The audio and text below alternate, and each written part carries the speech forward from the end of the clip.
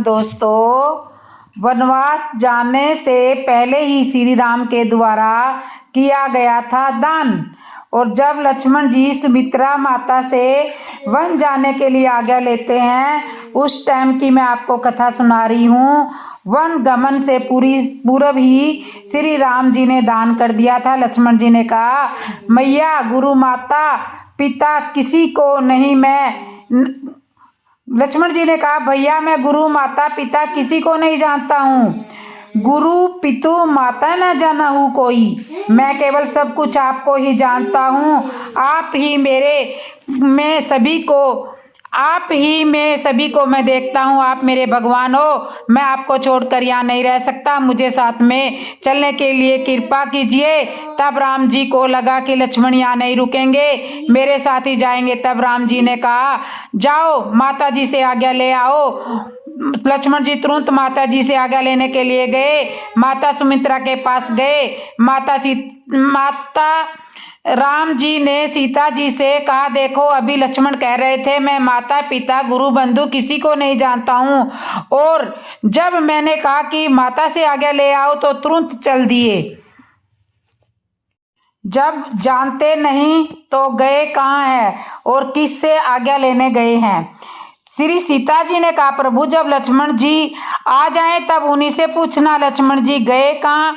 माता सुमित्रा के चरणों में प्रणाम किया। सुमित्रा माता ने लक्ष्मण जी के मुख पर उदासी देखकर पूछा। लक्ष्मण जी ने सारी कथा विस्तार से बताई और कहा, माता भैया राम जी वन में जा रहे हैं। यह सुनकर माता सुमित्रा बहुत दुखी हुई। लक्ष्मण जी ने कारण बताया कि माता कैकेयी की आज्ञा, इसलिए पिताजी ने माता कैकेयी के वरदान स्वरूप भैया को 14 वर्ष का वनवास दिया है। सुमित्रा माता ने कहा, यदि राम वन में जा रहे हैं तो लक्ष्मण तुम्हारा अयोध्या में कोई काम नहीं है। लक्ष्मण जी कहने लगे, माता भैया राम मुझे यहाँ रुकने के लिए कह रहे हैं, किंतु मैंने कहा है कि मैं माता पिता गुरु बंधु किसी को भी नहीं जानता हूँ। सुमित्रा माता ने कहा, लक्ष्मण जब तुमने यह कह दिया था कि मैं किसी को नहीं जानता हूँ तो फिर यहाँ तुम्हें आने ही नहीं चाहिए था। लक्ष्मण जी ने कहा, माता यदि मैं यहाँ नहीं आता तो राम जी की आज्ञा का उल्लंघन हो जाता। सुमित्रा जी ने कहा, राम की आज्ञा का उल्लंघन नहीं होना चाहिए। तुम्हें वही माता की आज्ञा भी मिल जाती और राम जी की आज्ञा का पालन भी हो जाता। तुम्हारी माता मैं नहीं, तुम्हारी माता तो श्री जानकी जी है और राम ही तुम्हारे परम पिता परमेश्वर है। तात तुम्हारे मातु बदेही, पिता रामू सब भांति स्नेही। आज से तुम इन्हीं को माता पिता समझना। लक्ष्मण जी ने प्रश्न किया, माता आप भी तो मेरी माता हो। सुमित्रा माता ने समझाया, बेटा जिस तरह गाय के दूध को किसी बर्तन में रख दिया जाता है तो वह दूध उस बर्तन के नाम से जाना जाने लगता है। जैसे गाय का दूध बाल्टी में रखा है तो बाल्टी के दूध के नाम से जाना जाता है, कटोरे में रखा है तो कटोरे के दूध के नाम से जाना जाता है। वास्तविक रूप से दूध गाय का है। जिस तरह गाय के दूध को किसी बर्तन में रखने पर उस बर्तन के नाम से वह जाना जाने लगता है, उसी तरह तुमने मेरी कोख से जन्म लिया है, इसलिए तुम मेरे पुत्र के नाम से जाने जाते हो। वास्तविक रूप में तो तुम जगत जननी श्री जानकी जी के ही पुत्र हो, वही तुम्हारी माता है। माता सुमित्रा ने लक्ष्मण जी को समझाया कि तुम्हारे भाग्य के कारण राम जीवन को जा रहे हैं और दूसरा कुछ भी कारण नहीं है। जो श्री राम जी के चरणों की सेवा सबसे बड़ा पुण्य है और यही अवसर तुम्हें मिल रहा है। तो इस तरह से तुम राम जी की सेवा करने के लिए उनके साथ में जरूर जाओ। राम जी का वन जाने का दूसरा कारण कुछ नहीं है, तुम्हारा भाग्य उदय हुआ है। श्री सीताराम जी मन वचन और कर्म से सेवा करना, श्री राम जी की सेवा करना, इसके प्रति सपने में भी कोई विकार पैदा ना हो ऐसा प्रयत्न करना। लक्ष्मण जी ने प्रश्न किया, माता सपने में तो विकार आ सकते हैं। सुमित्रा माता ने कहा, हाँ सपन पर तो किसी का भी काबू नहीं होता, सपने में तो विकार आ सकते हैं। लक्ष्मण जी ने वही प्रण कर लिया, माता आप निश्चित रहो, मैं 14 वर्ष तक तक सोऊंगा ही नहीं। जब सोऊंगा नहीं तो स्वप्न भी नहीं आएगा, और जब स्वप्न ही नहीं आएगा तो सपने में विकार आने का प्रश्न तो हो ही नहीं सकता। सुमित्रा माता ने लक्ष्मण जी को वन जाने की आज्ञा दे दी। लक्ष्मण जी माता जी से आज्ञा लेकर अयोध्या में संकुचाते हुए चले, और वहां से तुरंत ऐसे चले जैसे कोई मिर्गी फंदा छुड़ाकर भागा हो। उन्हें मन में लगा कि कहीं दूसरी बाधा ना आ जाए, इसलिए वो बहुत ही जोरदार ऐसे छुड़ाकर चले जैसे गाय का बछड़ा छुड़ाकर चलता है। यहाँ तक कि लक्ष्मण जी ने उनकी भार्या उर्मिला जी से भी मिलना उचित नहीं समझा। अन्य रामायण में विवरण है कि उर्मिला जी लक्ष्मण जी की विदाई के लिए आरती का थाल सजाने लगी थी। पुष्प थाली में सजे के सजे ही रह गए। लक्ष्मण जी ने विचार किया कि कहीं बाधा उत्पन्न न हो जाए, राम जी मुझे छोड़कर वन में चले न जाएं। इस भय से तुरंत राम जी के पास आकर के खड़े हो गए। सीता जी और लक्ष्मण जी ने माता कौशल्या तथा सुमित्रा माता दोनों माताओं से आज्ञा लेने के बाद अनन्य विनय करके महाराज दशरथ से भी वन जाने की अनुमति देने के लिए मना लिया। इतना करने के पश्चात लक्ष्मण शीघ्र आचार्य के पास पहुंचे और उनसे समस्त अस्त्र शस्त्र आदि लेकर राम के पास उपस्थित हो गए। लक्ष्मण के आने पर राम ने कहा, हे सुमित्रे, वन के लिए प्रस्थान करने से पूर्व मैं अपनी संपूर्ण संपत्ति ब्राह्मणों, दास दासियों तथा याचकों में वितरित करना चाहता हूँ। इसलिए तुम गुरु वशिष्ठ जी के ज्येष्ठ पुत्र को बुला लाओ। बड़े भाई राम की आज्ञा अनुसार लक्ष्मण गुरु वशिष्ठ जी के पुत्र सुयज्ञ को अपने साथ ले आए। राम और सीता ने अत्यंत श्रद्धा के साथ उनकी दक्षिणा प्रदक्षिणा की। इसके पश्चात उन्होंने अपने श्रवण कुंडल, बाजूबंद, कड़े, मालाएं तथा रत्न जड़ित अन्य आभूषणों को देते हुए कहा कि हे मित्र, जनक नंदिनी सीता भी हमारे साथ वन को जा रही है, इसलिए ये अपने कक्कण, मुक्तमाला, किकणी, हीरे, मोती इत्यादि समस्त आभूषण आपकी पत्नी को दान करना चाहती है।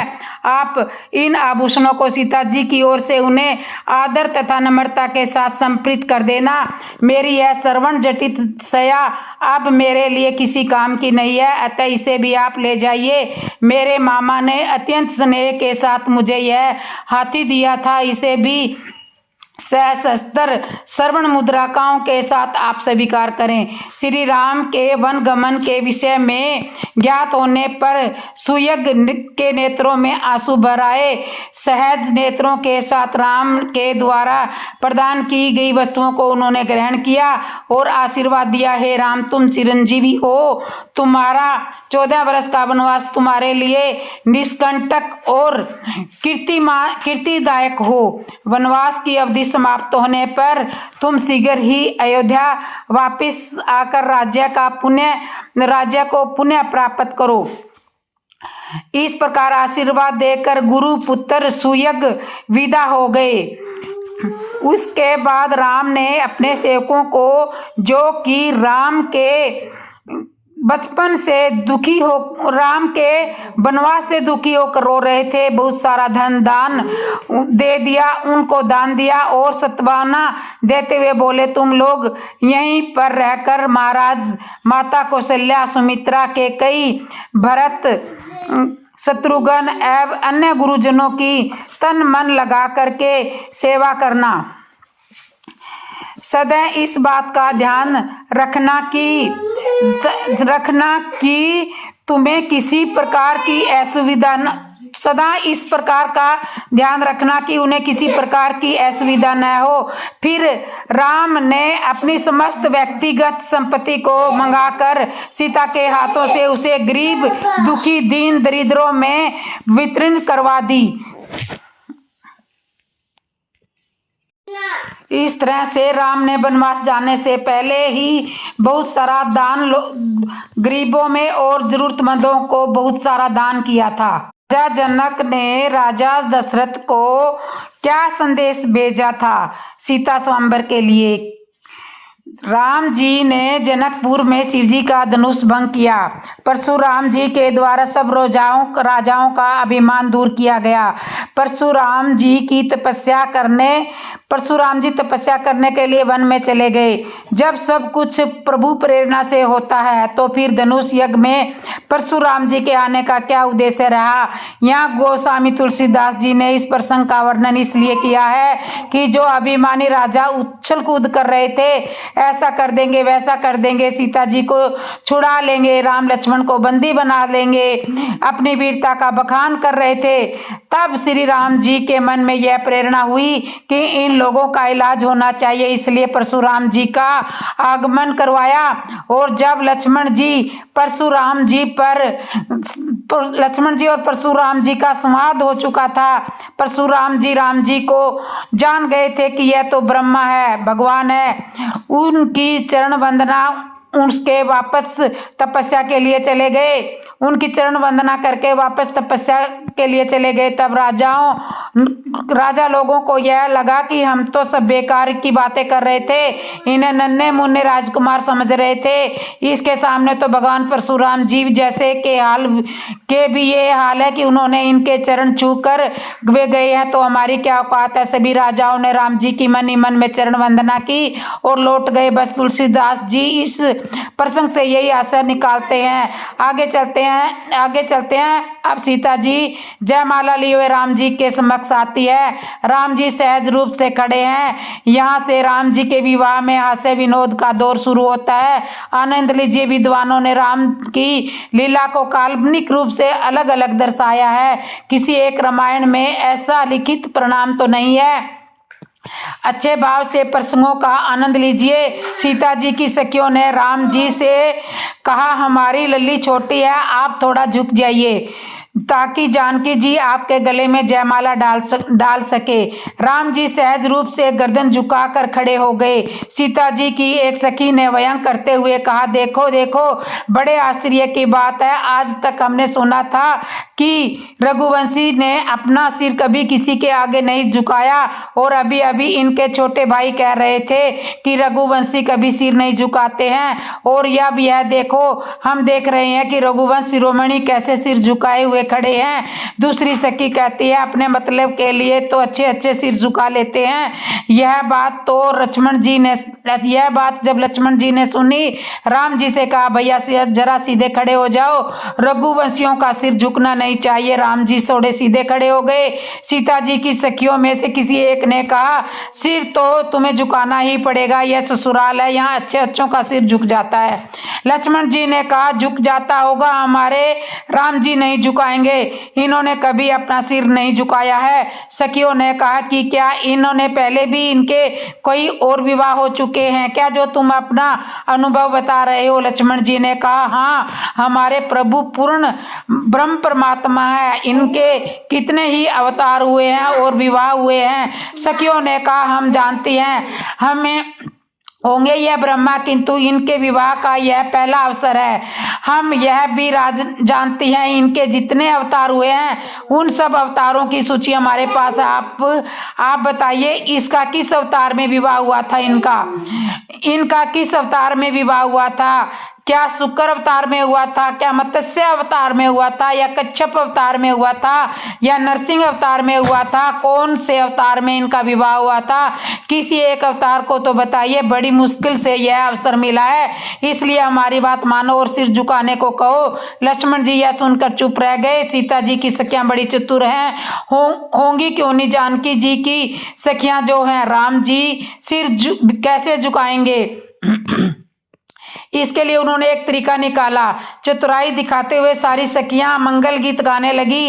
इस गीत के माध्यम से राम जी को ऐसा लगा कि शायद गले में जयमाला पड़ चुकी है, क्योंकि उन्होंने गीत ही कुछ इस प्रकार का गाया था। राम जी समझ नहीं पाए। विश्वास नहीं होने पर गर्दन झुकाकर देखना चाहा, क्या सही में उनके गले में जयमाला डल चुकी है क्या? श्री राम जी ने जैसे ही अपनी गर्दन झुकाकर देखना चाहा, वैसे ही श्री सीता जी ने राम जी के गले में जयमाला डाल दी। महल में करतल भूमि गूंज उठी। श्री सीताराम जी का जयमाला कार्यक्रम संपूर्ण हुआ। जनक जी ने अयोध्यापुरी में जब राजा दशरथ जी के पास बारात लेकर आने के लिए अपने दूतों को संदेश के द्वारा भेजा तो दूत अयोध्यापुरी पहुंचे। जनक जी के दूतों ने राजा जनक का संदेश महाराज दशरथ जी को सुनाया। दशरथ जी अत्यंत आनंदित हुए। यह बात भरत जी को मालूम हुई। वह भी बहुत प्रसन्न होते हुए माता सुमित्रा कौशल्या जी के पास गए और उनको यह समाचार सुनाया, राम जी का विवाह होने वाला है। यह समाचार माताओं ने सुना। माताओं को भी जब से गुरु विश्वामित्र दोनों भाइयों को लेकर गए थे तब से कोई समाचार नहीं मिला था और उन्हें जब यह समाचार मिला तो राम जी के विवाह का संपन्न होने वाला है, मन ही मन बहुत ज्यादा प्रसन्न हुई। अब तो पूरी अयोध्या में ढोल नगाड़े बजने लगे। राजा दशरथ जी के द्वारा बारात की तैयारियां शुरू हुई। सब लोग हाथियों पर घोड़ों पर बैठ करके जाने के लिए तैयार हो गए। राम जी की बारात में सबसे अधिक संत महात्मा थे जिन्हें दशरथ जी ने हाथियों पर विराजमान कराया था और समय राजा दशरथ गुरु वशिष्ठ जी के साथ रथ में बैठकर सवार होकर बारात के लिए चल दिए। बारात जा रही है, जहां से भी बारात जा रही है निकलती है। लोगों को बड़ा आश्चर्य होता है कि आज तक ऐसी बारात नहीं देखी। बारात में हाथ में माला लिए हुए चेहरे पर दाढ़ी बड़ी हुई भगवा वस्त्रधारी संत महात्मा विराजमान है और दूल्हा तो दिखाई भी नहीं दे रहा।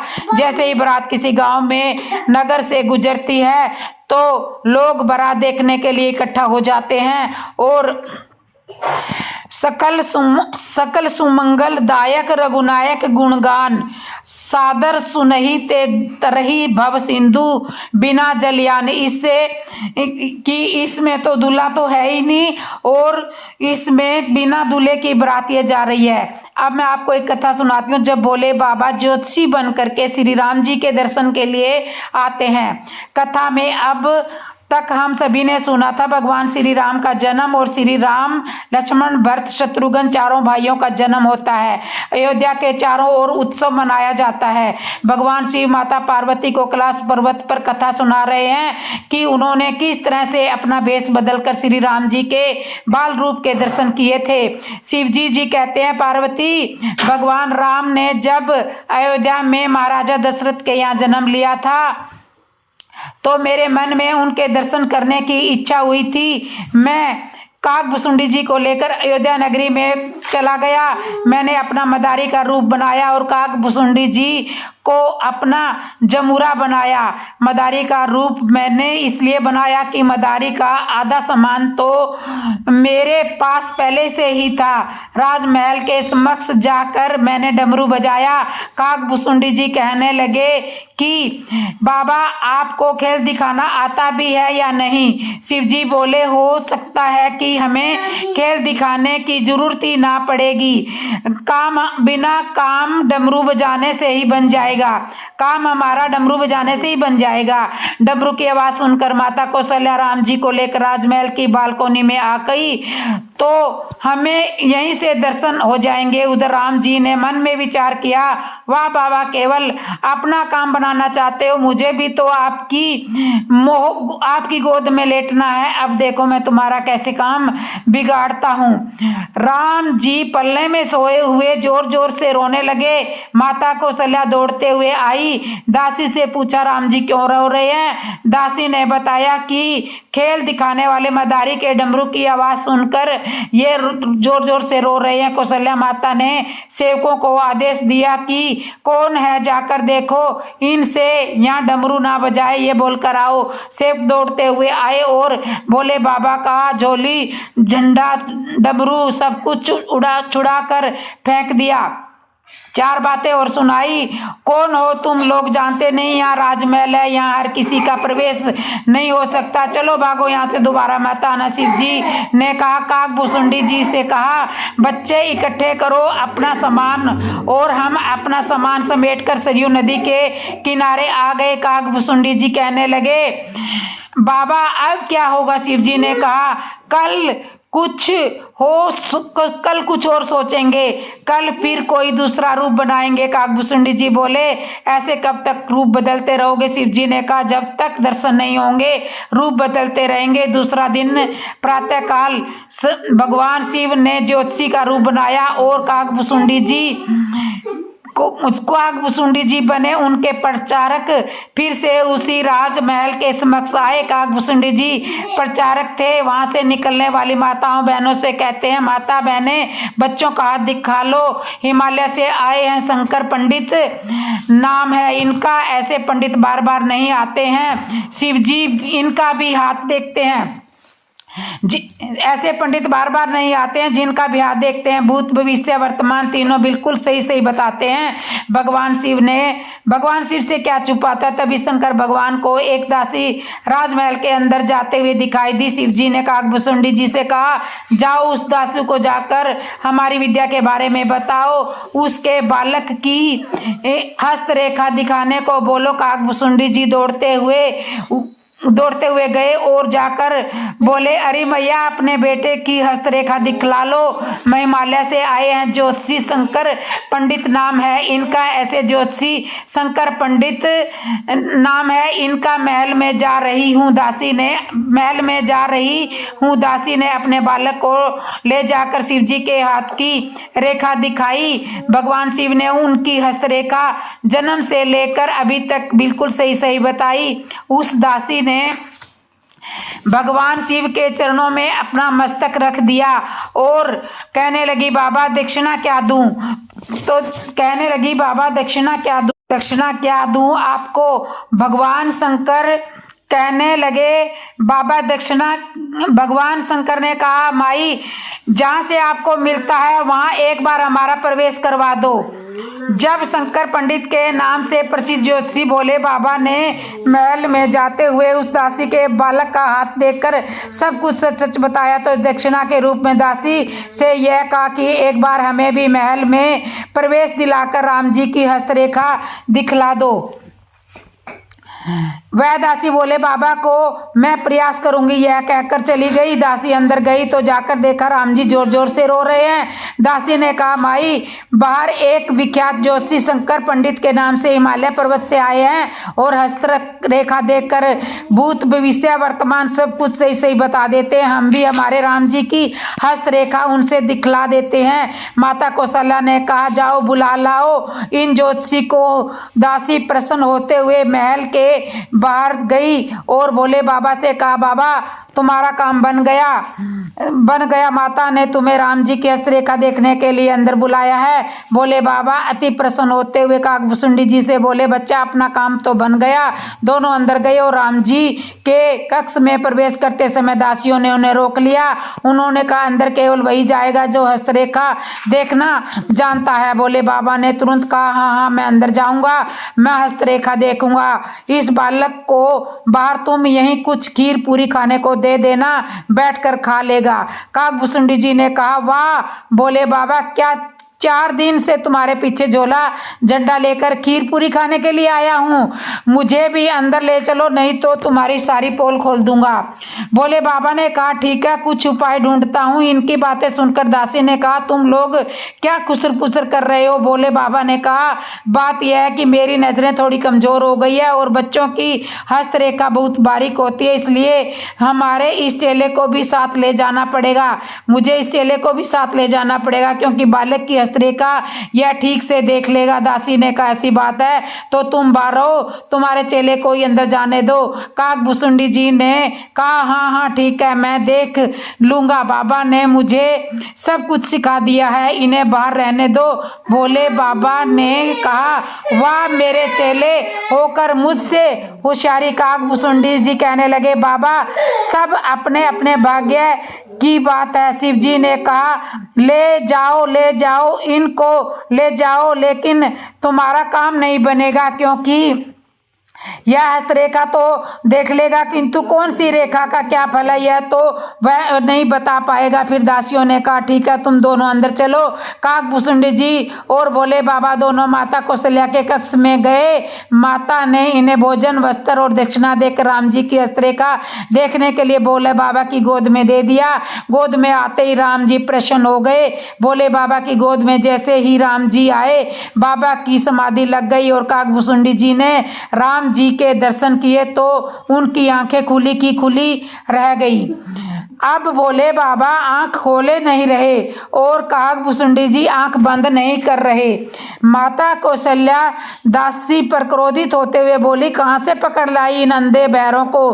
क्या यह बाहर भी ऐसा ही कर रहे थे? दासी ने कहा, माता यहाँ तो ऐसा नहीं कर, वहां तो ऐसा नहीं कर रहे थे। उधर राम जी ने मन में विचार किया कि ऐसे में तो भोले बाबा की पोल खुल सकती है। उन्होंने अपने नन्हे हाथों से बाबा की दाढ़ी खींच ली। भोले बाबा की समाधि भंग हो गई और बोले, हाँ हाँ सब ठीक साख से दिख गया। माता कौशल्या ने पूछा, क्या दिख गया? बोले, इनका भविष्य हमने देख लिया।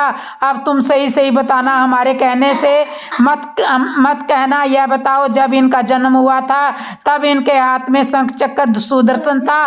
माता कौशल्या आश्चर्यचकित हो गई। यह बात तो मेरे सिवा को और कोई नहीं जानता था। माता कौशल्या की ज्योतिषी के प्रति बहुत ज्यादा श्रद्धा बढ़ गई। भोले बाबा ने भगवान के भविष्य में सारी बातें बताई। राक्षसों का वध, जनकपुर में जाकर धनुष का भंग करना, जानकी जी से विवाह और राज तिलक की कथा का वर्णन किया। राम जी ने भोले बाबा जी की दाढ़ी खींच ली। बाबा, आगे की कथा मत बताना, माता दुखी होगी। इस तरह भोले बाबा ने अपनी कथा वहीं पर बंद कर दी और काकभूषुंडी जी और शिवजी जी वापिस आ गए। तो इस तरह से शिवजी ज्योतिषी बनकर श्री राम जी का दर्शन करने के लिए गए थे। मैं आपको बताती हूँ कि जब अयोध्यावासी राजा दशरथ के विरुद्ध विद्रोह करने लगे थे, जब राम जी मुनियों का वेश धारण करके माता पिता को प्रणाम करके चले, तो दशरथ जी ने सुमित को आदेश दिया था, राम लक्ष्मण जानकी को पैदल मत जाने दो, सुमित रथ लेकर आओ और इन्हें 4 दिन वनवास में घुमाकर वापिस अयोध्या ले आना। जब जानकी जी भयानक जंगल को देखकर डरने लगे, तब तुम इन्हें मेरी सीख सुनाना। जानकी कहीं भी रहे, पिता के घर या ससुराल में रहे, जहां उनकी इच्छा हो वहां रह सकती है। मेरा यह संदेश सीता जी को सुना देना। दशरथ जी सुमित को समझा रहे हैं कि यह सब बातें तुम अवसर देखकर कहना। जब सीता जी भयानक जंगल को देखकर डरे तब कहना, ताकि उन पर मेरी बातों का प्रभाव हो। यदि श्री सीता जी भी लौट कर आ गई तो मेरे प्राणों को सहारा हो जाएगा, नहीं तो मेरा मरना तय हो जाएगा। सुमित ने सारा संदेश राम जी को सुनाया और सीता जी सहित दोनों भाइयों को रथ पर चढ़ाकर वनवास के लिए जाने लगे। गोस्वामी तुलसीदास जी ने इस प्रसंग में अपने भाव को इस तरह व्यक्त किया है। दशरथ जी कहना चाह रहे हैं कि राम जी जल है और मैं मछली हूँ। मछली जल के बिना जीवित नहीं रह सकती। राम जी जल है और सीता उस जल की तरंग है। यदि जल से बाहर किनारे पर तड़पती हुई मछली को जल की तरंगे सिंचित करती रहे तो मछली तड़पती जरूर, किंतु मरेगी नहीं, उन तरंगों के कारण जीवित रह सकती है। इसी तरह यदि सीता जी लौट कर आ सकती है तो मैं तुरंग के सहारे ही जी लूंगा। श्री गोस्वामी तुलसीदास जी का भाव यह है कि इसी कारण वह सीता जी को तरंग की उपमा दे रहे हैं कि जिस तरह तरंग आती जाती रहती है, उसी तरह सीता जी भी आती जाती रहेंगी, कभी अपने पिता के यहाँ, कभी अयोध्या में। मैं उस तरंग के सारे जी लूंगा। जैसे कि महाराज ने आज्ञा दी थी, सुमित रथ ले आए और राम, सीता और लक्ष्मण ने वहां पर उपस्थित परिजनों तथा जन समुदायों तथा यथोचित अभिवादन किया और रथ पर बैठकर चलने को उदित हुए। सुमित के द्वारा रथ हाँकना आरंभ हुआ। आरंभ करते ही अयोध्या के लाखों नागरिकों ने हा राम कहते हुए उस रथ के पीछे दौड़ना शुरू कर दिया। जब रथ की गति तेज हो गई तो निवासी रथ के साथ साथ दौड़ पाने में असमर्थ हो गए और वे ऊंच स्वर में कहने लगे, रथ रोको, हम राम के दर्शन करना चाहते हैं। भगवान जाने अब हमें फिर कब हम इनके दर्शन कर पाएंगे। राजा दशरथ भी कैकेयी के प्रकोष्ठ से निकल कर हे राम कहते हुए विपिक्ष की भांति रथ के पीछे दौड़ रहे हैं। हाँफते हुए महाराज को रथ के पीछे दौड़ते दौड़ते सुमित ने रथ रोका और बोले, हे पृथ्वीपति रुक जाइए, इस प्रकार राम, सीता और लक्ष्मण के पीछे मत दौड़िए, ऐसा करना पाप है। आपकी आज्ञा से ही तो राम वनवास में जा रहे हैं, इसलिए उन्हें रोकना अनुचित तथा व्यर्थ है। सुमित के वचन सुनकर महाराज वहीं पर रुक गए। राजा दशरथ जी और रानी कैकेयी के विरुद्ध अयोध्यावासी विद्रोह करने लगे। राम जी ने उन सबको समझाया, तुम किसके विरुद्ध विद्रोह कर रहे हो, जिसने अपनी प्रजा को पुत्र की भांति पाला है। आज उस राजा के साथ कोई धर्म संकट आने पर उसका साथ देने के स्थान पर उसी के विरुद्ध खड़े हो रहे हो। अयोध्यावासी कहने लगे, हमारे राजा आप ही हो, हम आपके साथ चलेंगे। राम जी ने अयोध्यावासियों को समझाया, मेरा हितैषी वही होगा जो मेरी आज्ञा का पालन करते हुए यही कार्य करे, जिससे मेरे माता पिता प्रसन्न रहे, उन्हें दुख ना हो। यह कहते हुए श्री राम जी ने सुमित को रथ आगे बढ़ाने के लिए आज्ञा दी। नगरवासी रथ के पीछे पीछे दौड़ते चले। रास्ते में गुरु वशिष्ठ जी की कुटिया के पास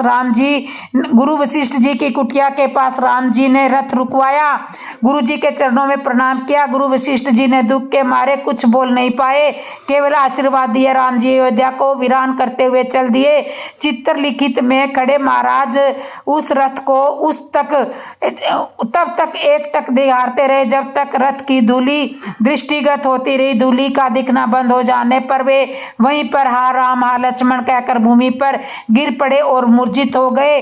मंत्रियों ने तत्काल उन्हें उठाकर एक स्थान पर लिटाया। मूर्छा भंग होने पर मृत प्राय से महाराज स्फुट स्वर से कहने लगे, संपूर्ण ब्रह्मांड में मैं सबसे बड़ा अभागा व्यक्ति हूँ, जिसके दो पुत्र एक साथ वृंद पिता को बिलखता छोड़कर वन को चले गए। अब मेरा जीवन व्यर्थ है। फिर से मंत्रियों से बोले, मैं महारानी कौशल्या के महल में जाना चाहता हूँ, मेरा शेष जीवन वहीं व्यतीत होगा। अब वहाँ के अतिरिक्त मुझे अन्यत्र कहीं भी शांति नहीं मिलना असंभव है। राम और लक्ष्मण के वियोग के सतपथ महाराज कौशल्या के महल में पुनः मूर्छित हो गए। उनकी इस दशा को देखकर महारानी कौशल्या विलाप करने लगी। कौशल्या के विलाप को सुनकर महारानी सुमित्रा वहां पर आ गई और उन्हें अनेक प्रकार से समझाकर शांत किया। फिर दोनों रानियां महाराज दशरथ की मूर्छा दूर करने का प्रयास करने लगी। अयोध्यावासी बच्चों और बूढ़ों को घर में छोड़कर सब राम जी के साथ चल दिए। बालक वृंद सब सारे राम जी के रथ के पीछे चल रहे हैं। संध्या का समय हो चुका। रात्रि के समय भगवान की कृपा और वैदिक शक्तियों की कृपा से नगरवासियों को निंद्रा आ गई। भगवान श्री राम ने जब देखा कि नगरवासी सब निंद्रा में सो रहे हैं तो उन्होंने सुमित को आदेश दिया, रथ को इस तरह से ले चलो ताकि रथ के पहिए का कहीं निशान न हो और ये अयोध्यावासी हमारे पीछे ना आ पाए, ताकि अयोध्यावासी वापस अयोध्या को लौट जाए। भगवान श्री राम ने विश्राम करते हुए अयोध्यावासियों को प्रणाम किया। सुमित ने रथ को राम जी की आज्ञा के अनुसार आगे बढ़ाया और राम जी अयोध्या की सीमा जहां समाप्त होती है और श्रृंगवेरपुर की सीमा जहां से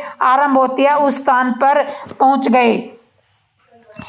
उस स्थान पर पहुंचे, सुखपुर की सीमा जहाँ पर समाप्त होती है वहाँ पर पहुंच गए।